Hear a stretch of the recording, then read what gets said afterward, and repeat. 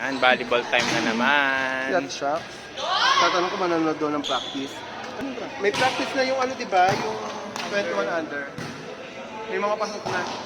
Yan, volleyball po kami. Andito po kami ngayon sa Remarville. Shoutout nga pala kay JJ. JJ Helter Brand. Sana gumaling na si papa mo. At gumaling ang paglalaro. Ay, yan, dito kami sa Remarville. Tuesday group. Kaso may ano doon, yung Katniel na ayun o, yung Katniel na doon sa ano. Wait lang. Edsel! Ay, hindi pala na ano. Ayun, si Katniel at saka si... Katria, sorry. Yan.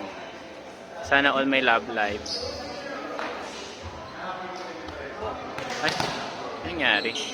Basta yan na yun. Bye-bye.